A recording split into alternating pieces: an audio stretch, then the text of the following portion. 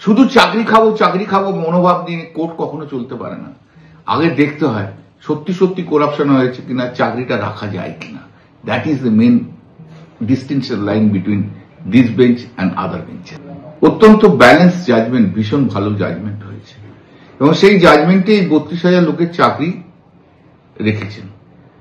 যে অভিযোগ অভিজিৎ গঙ্গোপাধ্যায় ছিল জজ সাহেবের যে করাপশন হয়েছে, এখানে ডিভিশন বেঞ্চে এসে বলেছে সেই করাপশন কখনো প্রুভ হয়নি।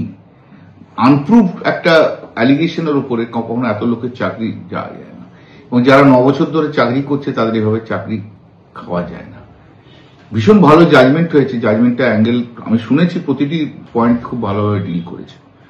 এই যে অভিজিৎ গঙ্গোপাধ্যায়ের মতো জজেরা যারা পলিটিক্যাল এজেন্ডা নিয়ে জুজুতি করে গেছে, তাদের জন্য পশ্চিমবাংলার মানুষ অনেক ক্ষতি হয়ে গেছে এবং এই পলিটিক্যাল এজেন্ডা নিয়ে কোনো জজ যদি থাকে তাহলে খুব জুডিশিয়ারির জন্য এটা কিন্তু খুব দুঃখের। ডিভিশন বেঞ্চের তো বিচার করার ক্ষমতা আছেই, সেই জন্যই ডিভিশন বেঞ্চ আছে। তো ডিভিশন বেঞ্চ যা ভালো মনে করেছে করেছে। তারা যদি কথা বলেন, আমার তো কিছু বলার নেই, ঠিক আছে। আমি বিচারপতি হিসেবে যা মনে করেছিলাম সেটাই বলেছি।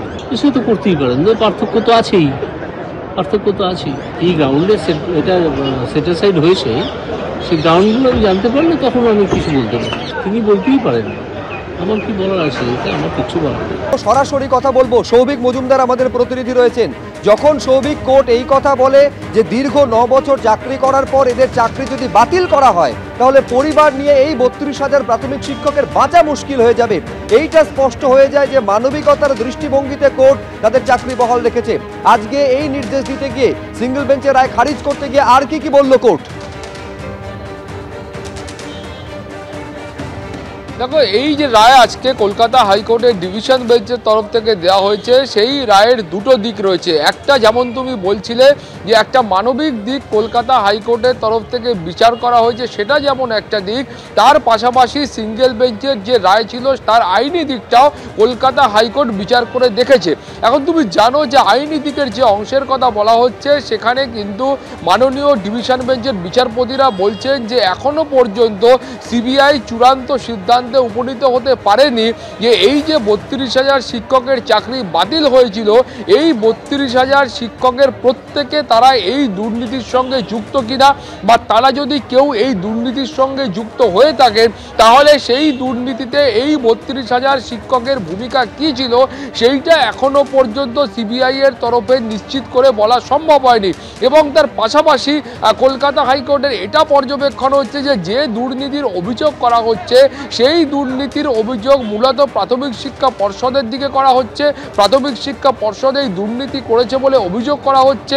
ফলে প্রাথমিক শিক্ষা পর্ষদ বা রাজ্য সরকার তারা যদি এই দুর্নীতি করে থাকে, তার দায় এই 32,000 প্রাথমিক শিক্ষক কেন নেবেন, সেই প্রশ্নও কিন্তু আজকে কলকাতা হাইকোর্ট তুলেছেন। এবং তার পাশাপাশি যে মানবিক দিকের কথা তুমি বলছিলে, সেখানে কলকাতা হাইকোর্ট এটা স্পষ্ট করেছেন যে এই 32,000 শিক্ষক তারা দীর্ঘ 9 বছর ধরে চাকরি করছেন।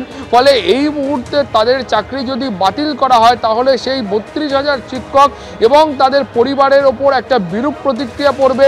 তার পাশাপাশি এই 32,000 শিক্ষক যারা এতদিন ধরে চাকরি করছিলেন, সেই 32,000 শিক্ষকের বিরুদ্ধে এই সময় অবধি সেই 32,000 শিক্ষকের বিরুদ্ধে কোনো রকম অভিযোগ ওঠেনি।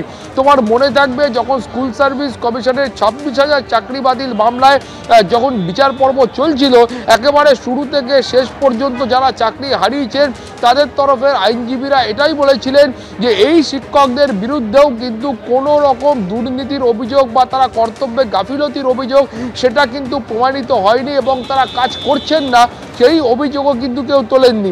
এটা যেমন একটা দিক। তার পাশাপাশি কলকাতা হাইকোর্ট আজকে এটাও বলেছে যে সিঙ্গেল বেঞ্চের তরফে এটা বলে দেওয়া হয়েছিল যে 3 মাসের মধ্যে নতুন করে নিয়োগ প্রক্রিয়া সংগঠিত করতে হবে।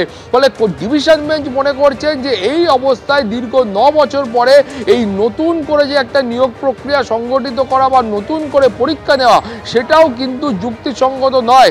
ফলে মূল যে নির্দেশ আজকে দেওয়া হয়েছে, তার ফলে এই যে 32,000 প্রাথমিক শিক্ষকের চাকরি বাতিল করা হয়েছিল, সেই রায় কলকাতা হাইকোর্ট খারিজ করলো। এই 32,000 প্রাথমিক শিক্ষক তারা যেমন এতদিন পর্যন্ত স্কুলে যাচ্ছিলেন, চাকরি করছিলেন, তারা চাকরিতে বহাল থাকবেন। ফলে সিঙ্গেল বেঞ্চের তরফে যে নির্দেশ আজকে ডিভিশন বেঞ্চে সেই নির্দেশ খারিজ করলো। বেশ সৌভিক, আপাতত তোমাকে ধন্যবাদ। আজকে যখন এই রায় ঘোষণা হচ্ছে কলকাতা হাইকোর্টের ডিভিশন বেঞ্চ 32,000 প্রাথমিক শিক্ষকের চাকরি বহাল রাখা রায় যখন ঘোষণা করছে মুখ্যমন্ত্রী মমতা বন্দ্যোপাধ্যায়, তখন তিনি মালদায় আছেন। এই রায় ঘোষণা হওয়ার পর এই রায় নিয়ে সন্তোষ প্রকাশ করেছেন মুখ্যমন্ত্রী এবং তিনি বলছেন যে কথায় কথায় চাকরি খেয়ে নেওয়া উচিত নয়, চাকরি দেওয়াটা দরকার। কি বলেছেন দেখব।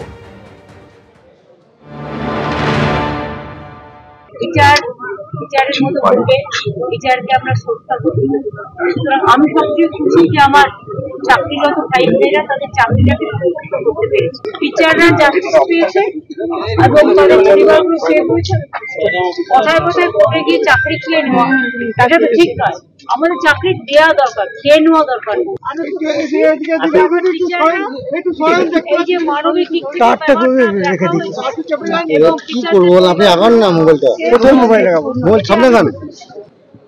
তাদের চাকরি যাচ্ছে না, তাদের চাকরি বহাল থাকছে। এই রায় শোনার পরই উচ্ছ্বাসে ফেটে পড়েন হাইকোর্ট চত্বরে যে শিক্ষক শিক্ষিকারা ছিলেন। একবার সেই উৎসবের ছবিটা আপনাদের সামনে রাখবেন।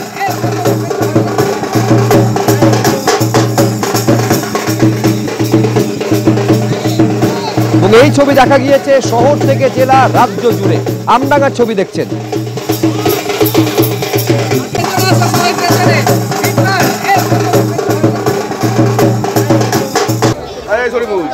মিষ্টি খাবি না নাকি? এই মিষ্টি তো তোদিকে এটাকে দাও, মিষ্টি নিয়ে যাও, মিষ্টি নিয়ে যাও, মিষ্টি নিয়ে যাও। বাচ্চাদের এই বাচ্চা তোরা অনেকটা একটু পিছাও, অনেকটা লাইট চলে আসছে, খেলতে হবে না।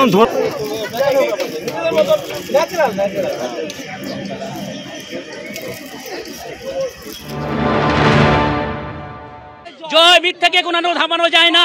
আমাদের যে এই কয়েক বছর ধরে অশান্তি, শারীরিক, মানসিক এবং সাংসারিক যে অশান্তি, ওই অশান্তির প্রতিবাদে আমরা একসঙ্গে লড়েছি। সত্যের জয় আমরা ছিনিয়ে এনেছি। আগুনকে কোনো নিবানো যায় না, সত্যকে কোনোদিন ধামাচাপা দেওয়া যায় না। তাই আমাদের 32,000 আজকের একমাত্র সত্যের জয় চিরদিনে হয়। আজকে আমাদের সঙ্গে যে অন্যায় হয়েছিল, সেই অন্যায়ের বিরুদ্ধে আমরা যে লড়াই করে জয় ছিনিয়ে এনেছি, এই জয় আমাদের আপামর বাংলা জনগণের। আমি একজন প্রাক্তন ভারতীয় বায়ুসেনা, আমি কার্গিল যুদ্ধের সৈনিক। আজকে 20টা বছর দেশকে দিয়ে আসার পরে এই যে চাকরিটা আমি পেয়েছিলাম, আমি কি এই যে অসম্মান, এই যে অযোগ্য, ফেলু, বিভিন্ন রকমের মন্তব্য, কিছু আনসাকসেসফুল ক্যান্ডিডেট যারা চাকরি পায়নি, যারা পাস করতে পারেনি, তাদের কাছ থেকে এইগুলো কি আমরা ডিজার্ভ করতাম? আমরা আজকে কলঙ্কমুক্ত হলাম। আর কি বলবো, আমরা সাধারণ টিচার, কষ্ট করে পড়াশোনা করে চাকরিটা পেয়েছি। আজকে রায় বুঝিয়ে দেওয়া যে আমরা কোনো দুর্নীতির সাথে যুক্ত ছিলাম না। বলার মধ্যে প্রচন্ড খুশি। আজকে আমার সবাই খুশি, আমার সবাই খুশি, আমার পরিবার খুশি। দীর্ঘ লড়াই, যেভাবে আমরা ডিভিশন বেঞ্চে লড়াই দিয়েছি, সুপ্রিম কোর্টে লড়াই দিয়েছি, সুপ্রিম কোর্ট থেকে ডিভিশন বেঞ্চে পাঠিয়েছিল, ঠিক আছে। আজকে ডিভিশন বেঞ্চে যে লড়াই থেকে আমরা মুক্তি পেলাম। সিবিআই যে লিস্টটা দিয়েছে সেটা আমাদের 32,000 বাইরে। 32,000 মধ্যে কিন্তু কোনো সিবিআই রিপোর্টে কোনো ক্যান্ডিডেট, কোনো টিচারের নাম নেই, ঠিক আছে। তো সেই জন্যই উনি আজকে মুক্তি দিয়েছেন। এই রায় সামনে আসার পর প্রাথমিক শিক্ষকদের শুভেচ্ছা জানিয়েছেন শিক্ষামন্ত্রী ব্রাত্য বসু এবং তিনি বলছেন যে প্রাথমিকের শিক্ষকদের মতো এসএসসির যারা যোগ্য চাকরিহারা রয়েছেন তারাও তাদের চাকরিটা ফিরে পাক, আর সেটা হলে একটা বৃত্ত সম্পূর্ণ হবে।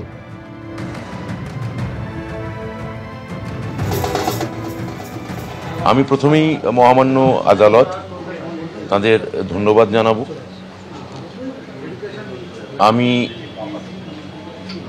কৃতজ্ঞতা জানাবো মাননীয় মুখ্যমন্ত্রীকে, যিনি সবসময় আমার এবং প্রাথমিক শিক্ষা পর্ষদের সঙ্গে ছিলেন এবং আমরা যাতে এই কেসটা ঠিকভাবে লড়ে আমাদের 32,000 শিক্ষকের এবং তাদের পরিবারের মুখে হাসি ফোটাতে পারি। আমরা নিরন্তর গত 5 মাস ধরে এই কেসের পেছনে। আজকের এই জয় প্রমাণ করে দিল যে এই সরকার, মাননীয় মুখ্যমন্ত্রী সবসময় শিক্ষকদের পাশে ছিলেন, আছেন এবং থাকবেন। সত্যের জয় হলো। এবিপি আনন্দ, এগিয়ে থাকে, এগিয়ে রাখে।